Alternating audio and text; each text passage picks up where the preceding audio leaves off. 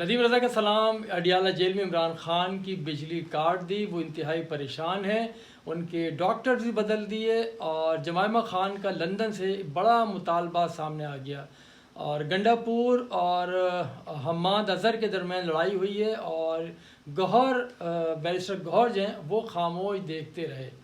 اور ایسے میں جو تحریک انصاف کے لیے ایک اور یعنی کہ بری خبر کہیں گے کہ پاکستان پیپلز پارٹی اور جمعیت علماء اسلام کے درمیان 26ویں آئینی ترمیم کے اوپر اتفاق ہو گیا ہے اور ایم کیو ایم نے اپنے تمام اراکین پارلیمان کو اسلام آباد پہنچنے کی ہدایت کر دی ہے۔ تو رات کے اس پہر میں بڑی بڑی خبریں، اچانک تبدیلیاں رونما ہوئی ہیں۔ پاکستان تحریک انصاف کے بانی چیئرمین عمران خان کی سابقہ اہلیہ جمائمہ گولڈ اسمتھ نے عمران خان اور ان کی بہنوں کی رہائی کا مطالبہ کر دیا ہے اور ساتھ ساتھ کہا ہے کہ حسان نیازی کو بھی رہا کیا جائے۔ عمران خان کی سابقہ اہلیہ کا لندن سے جو مطالبہ سامنے آیا ہے وہ کہتی ہیں کہ میرے بچوں قاسم اور سلیمان کے والد عمران خان کے ساتھ جیل میں سلوک روا رکھا گیا ہے وہ تشویشناک ہے۔ حکام نے عمران خان سے ملاقاتوں اور بچوں کے ساتھ ان کی ہفتے وار جو ٹیلی فون کال ہوتی تھی اس پر بھی پابندی لگا دی ہے۔ ان کے مقدمات کی سماعت بھی نہیں ہو رہی ہے اور جمائمہ گولڈ اسمتھ نے دعویٰ کیا ہے کہ عمران خان کا ان کی جو صحت ہے وہ بھی ٹھیک نہیں ہے اور ان کو ڈاکٹر بھی صحیح طرح سے نہیں دیکھ رہے ہیں۔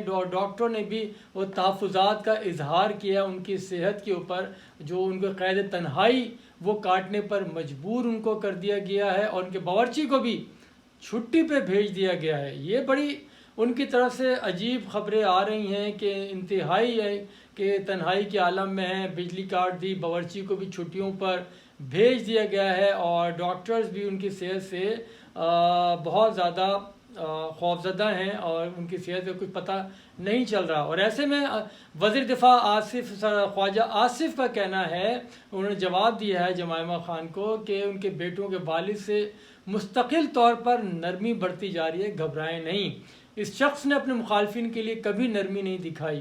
نواز شریف کو اپنی اہلیہ جو قریب المرگ تھیں ان سے بھی ٹیلی فون پہ بات کرنے کی اجازت نہیں دی گئی تھی۔ اس نے اپوزیشن کے متعدد رہنماؤں کو بغیر کسی الزام کے جیل میں رکھا تھا۔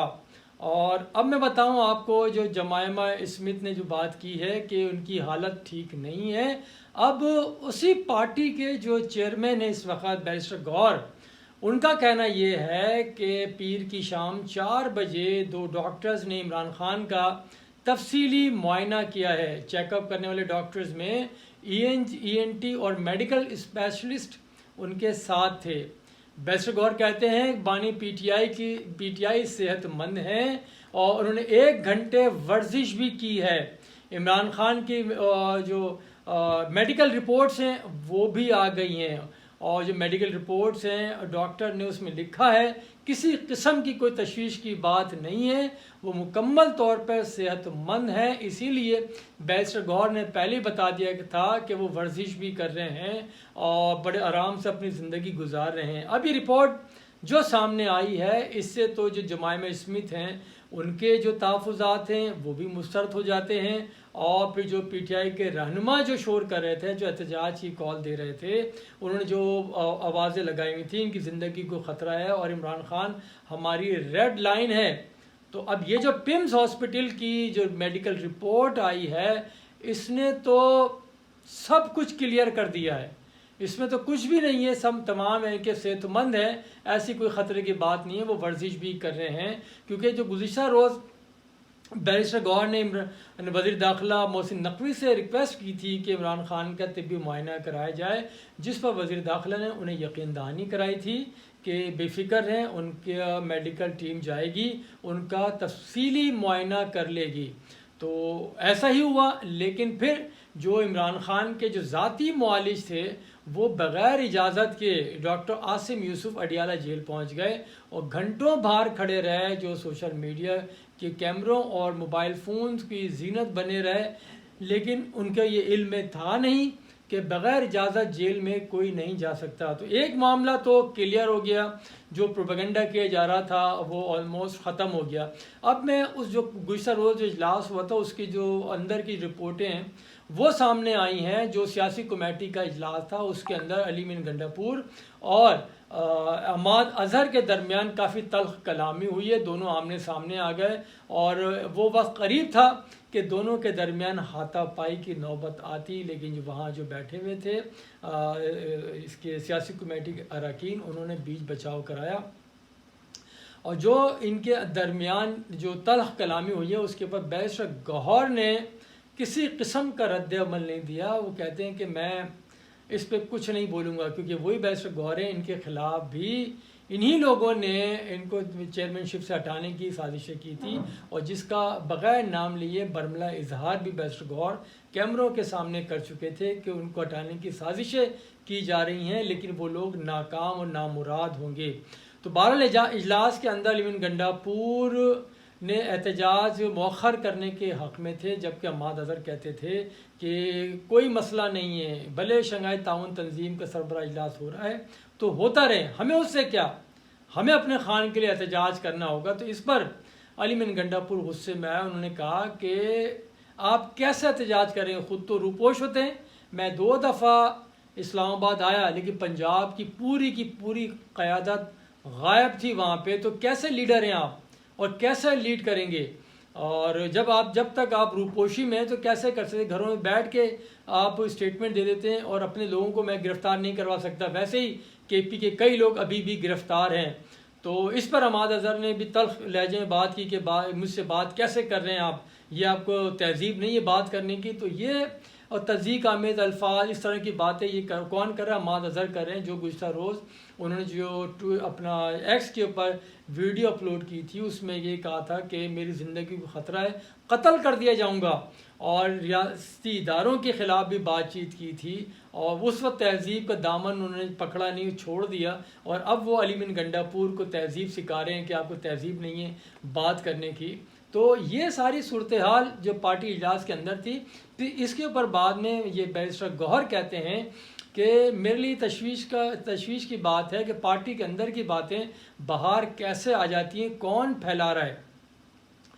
تو پارٹی میں اختلاف رائے تو ہوتا ہے، اپنا موقف ہر کوئی پیش کرتا ہے، بالکل اس سے صاف ظاہر ہے.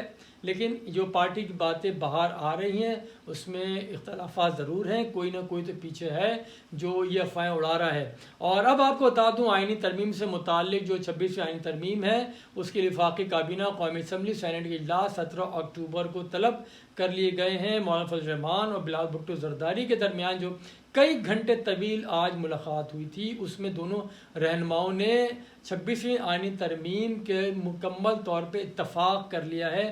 اور اب اس کے اوپر وہ نواز شریف کے ساتھ بھی ملاقات کریں گے اور دیگر سیاسی جماعتوں کو بھی ایک پلیٹ فارم پہ لایا جائے گا، کہ مسودے کے اوپر لایا جائے گا.